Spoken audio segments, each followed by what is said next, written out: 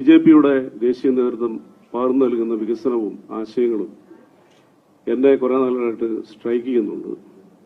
ഞാൻ ഉത്തരേന്ത്യയിലെ പല സ്ഥലങ്ങളിൽ യാത്ര ചെയ്യുമ്പോൾ കാണുന്ന വികസനം എന്നെ ഞെട്ടിച്ചു കളഞ്ഞിട്ടുണ്ട്. കേരളത്തിൽ വികസനമില്ല എന്നൊന്നും ഞാൻ പറയുന്നില്ല.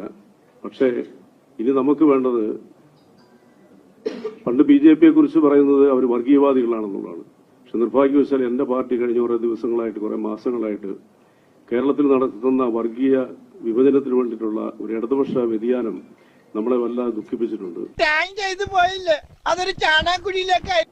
അപ്പോൾ ആശയങ്ങളുടെ പേരിൽ അത് ബിജെപി പകർന്നു നൽകുന്ന ഡെവലപ്മെന്റ്സിനെ കുറിച്ചുള്ള ചിന്തകളും അവരുടെ ഇംപ്ലിമെന്റേഷനും, പ്രത്യേകിച്ച് ഇപ്പോൾ കേരളത്തിനെ നയിക്കുന്ന ബിജെപിയുടെ അധ്യക്ഷൻ ബഹുമാനപ്പെട്ട രാജീവ് ചന്ദ്രശേഖർജിയുടെ ആശയങ്ങളിലൊക്കെ കേരളത്തിന് വേണ്ടിയിട്ട് എന്തെങ്കിലും ചെയ്യണം എന്നുള്ള ആഗ്രഹമുണ്ട്. അപ്പൊ അതിനോടൊപ്പം സഞ്ചരിക്കാൻ ഞാനും തീരുമാനിച്ചു. ഞാൻ എന്റെ പാർട്ടിയായിട്ടുള്ള ബന്ധങ്ങളെല്ലാം വിട്ടു. ഞാൻ പാർട്ടി മെമ്പറാണ്. കുറെ നാളുകളായിട്ട് തന്നെ ഈ ആശയം മുന്നിലുണ്ട്.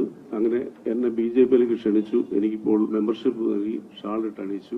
ഇന്നീ നിമിഷം മുതൽ എന്റെ വാക്കുകളും എല്ലാം പ്രവൃത്തികളും ബിജെപി എന്ന് പറഞ്ഞ രാഷ്ട്രീയ പ്രസ്ഥാനത്തിന് വേണ്ടിയിട്ട് അത് കേരളത്തിൽ വിജയത്തിലേക്ക് എത്തി കേരളത്തിന്റെ ഭരണം കയ്യേറി ബിജെപിക്ക് വേണ്ടി ഒരു ശബ്ദമായിട്ട് അവസരം കിട്ടി ഇനി മാറും. പക്ഷേ മോദി ലോക നേതാവാണ്. ഇന്ദിരാഗാന്ധി ലോക നേതാവായില്ല.